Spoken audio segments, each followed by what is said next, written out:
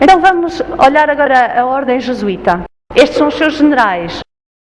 Este senhor é o general presente, é um alemão. E vão ver que ele anda sempre de preto. E é por isso que ele é conhecido como o Papa Preto. E o outro Papa usa branco. E ele também é um alemão. Então, vocês queiram ou não queiram, é a Alemanha que neste momento controla o mundo. Esta é a cerimónia de introdução, de iniciação dos jesuítas e do juramento. E eu vou sumariá-la para vocês. Vocês vão criar guerra entre grupos que vivem em paz. Vocês vão ser parciais com um grupo ou com outro grupo. Vocês vão abertamente lutar uns contra os outros como irmãos, porque ele pode estar no outro lado. Tão somente que a Igreja-mãe ganhe no final. Então, tudo bem, nós criamos 2 grupos. E estes 2 grupos devem fazer guerra um contra o outro. E então vocês vão ter uma ideologia que avança. Nós chamamos isto uma tese, antitese, síntese. Capitalismo, comunismo. Guerra. Morte, sangue. Tese, antitese, síntese. Socialismo. É a síntese. Portanto, este é um general de 1720 a falar ao Duque de Brancas. Ele diz, olhe, meu senhor, deste quarto, eu não governo não somente Paris, mas também a China. Não somente a China, mas todo o mundo. De maneira que ninguém sabe como tudo é controlado. Portanto, atrás das cenas, atrás do cenário, há esta ordem. Este homem com uma cara amigável era o general João Batista Jansen, entre 1946 e 1964. E vocês vão notar que este é o período depois da Segunda Guerra Mundial. E estas eram sociedades que ele controlava. A Ordem de Malta, uma maçonaria escocesa, a Ordem dos Iluminados, os Cavaleiros de Colombos, os Cavaleiros da clã do Ku Klux, a maçonaria judaica, a nação do Islão e o fruto do Islão, a máfia, Opus Dei e muitas outras. Portanto, há centenas de sociedades secretas que são controladas por general dos jesuítas. Vocês notam este cavaleiro do Ku Klux Klan? Eles instigavam o ódio contra os pretos e matavam-nos. Esta era a tese. Mas eles também controlavam a consciência contra o racismo e que instiga o ódio contra os brancos. Esta era a antítese. A síntese era de se livrarem de todas as distinções entre raças. Vamos então continuar. A Ordem dos Jesuítas tem como objetivo o domínio político, com um rei que é Papa, que domina todo o mundo. Esta é a cotação que foi escrita em 1911 por este alemão.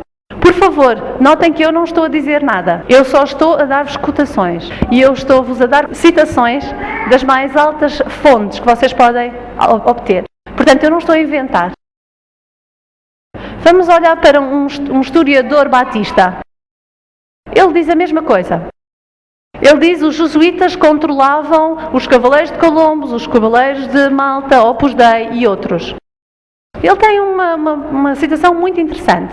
Ele diz, a verdade é que os jesuítas de Roma, eles perfeccionaram a maçonaria para que seja o instrumento mais eficiente para que consigam alcançar os seus objetivos entre os protestantes. Uau!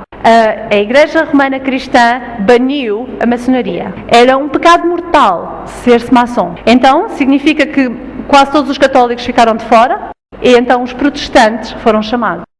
Mas enquanto foi banida, estavam 17 pessoas hospedadas no Vaticano e cada cardinal também era um membro. Então é assim que se faz. Vocês criam uma organização, ban-se a organização, mas controla-se por dentro e não há nenhuma suspeita que cai sobre a organização que controla. Vamos agora olhar para uma citação de uma fonte oculta, Blavatsky. Ele está a escrever em deusa Isis, que está descoberta. Todos os rituais da maçonaria são os rebentos deste culto a esta deusa. E eles trabalhavam sobre as instruções do general dos jesuítas. Então eles mesmos dizem, no grau 32 da maçonaria, um maçom ele ouve o seguinte: a ciência oculta dos magos antigos é encontrada nos direitos da mais alta maçonaria. Portanto, noutras palavras, a ciência oculta dos antigos magos está escrita, está explícita nos direitos dos maçons. A maçonaria livre admite, tem a ver com o oculto. Também nesta Morais e Dogma, nestas lojas da maçonaria, eles têm livros sagrados. Uma loja cristã vai ter uma Bíblia, judaica vai ter um Pentateuco, uma islâmica vai ter o Corão. E agora ele diz, um deles tem a verdade, mas ele não diz qual. Bom, mas a gente vai voltar a isto mais tarde. Vamos agora ao Corão. Isto é o Corão. Esta é a edição que foi dada pelas Nações Unidas e fala de humanismo. E aqui diz que Cristo foi salvo de todo da indignidade da cruz. No Corão diz, eles não o mataram, nem o crucificaram, mas foi como eles fizeram parecer que era assim, mas certamente que eles não o mataram. Então o Corão diz, Jesus não morreu por ti. O Corão diz que nenhuma das pessoas do livro deve acreditar nele. Então elas não têm que acreditar em Jesus. O Corão diz, o sacrifício de sangue é alguma coisa que está dentro da cabeça de algumas pessoas, mas que Jesus não morreu por você. E eu estou a citar do Corão oficial, diretamente. O Corão diz, Deus é indigno se Cristo é realmente Deus. Cristo não é, nem é o Filho de Deus. Então o Corão é uma religião anticristã e pisa o Filho de Deus debaixo dos seus pés. E também a maçonaria também o faz. Porque quando uma pessoa se torna o mais alto nível da maçonaria, maçom, um grau 32, então eles fazem o seu juramento sobre o Corão, irrespectiva da religião, background que eles participam, quando eles se tornam uma shrina. Então o Papa não tem nenhum problema com o Islão. Ele é reverenciado por líderes islâmicos. Não tem problema de beijar o Corão. Como é que ele pode dizer que representa Jesus Cristo? Eu nunca ouvia beijar a Bíblia, mas já ouvia beijar o Corão. Vamos agora ao quartel-general da maçonaria nos Estados Unidos.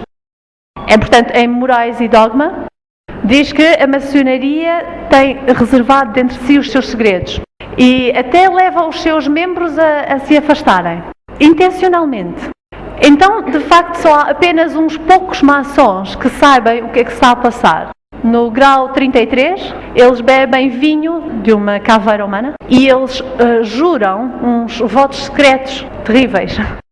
Aqui nós lemos deste maçom que os homens deviam se esforçar por serem Cristo, em vez de acreditarem que Jesus era o Cristo. Então é a religião antiga da serpente que diz que tu vais ser Deus. De facto, este homem, Mani Padme Hum, um maçom de grau 33, diz, o homem é um Deus que está a fazer. E este outro maçom diz, nós temos que reconhecer que dentro de nós há divindade. Então nós somos Deus. Esta é a fêmea da maçonaria. Esta é a estrela da ordem deste. E tem um pentagrama virado ao contrário, que é o símbolo mais alto de Satanás. Se és uma pessoa preta, tu podes te tornar um príncipe ou Freemason. E podemos ver que no mais alto nível se tornam cavaleiros templados. Se vocês querem saber, Nelson Mandela é chamado um príncipe ou Freemason. Então vamos ver o que é que o nível mais alto acredita. Portanto, esta é uma mulher que é maçom, de um mais alto nível, Helena Petrovna Blavatsky. Isto é só para os jovens. Elvis Presley adorava esta mulher. J.C. Rowling, ela usa este nome. Vocês sabem quem é J.C. Rowling? Harry Potter? Pois é, ela mudou o nome. Chamam-na, a autora, Blavatsky. Eles fundaram uma publicadora chamada Lucifer Publishing Company, que mais tarde se chamou Lucifer Trust. O nome era muito óbvio. Esta é a Blavatsky. Alice Ann Bailey. Esta aqui é a Annie Besant. E notem que ela é chamada irmã, ou irmão neste caso, de 33 graus. Porque quando tu te tornas Cristo, tu és um homem. Portanto, as maçons mulheres tornam-se eventualmente homens, quando chegam ao nível mais alto. Tal como os faraós deveriam ser homens. Mesmo aqueles que eram mulheres tinham que deixar crescer barba, tinham que se tornar homens de alguma forma.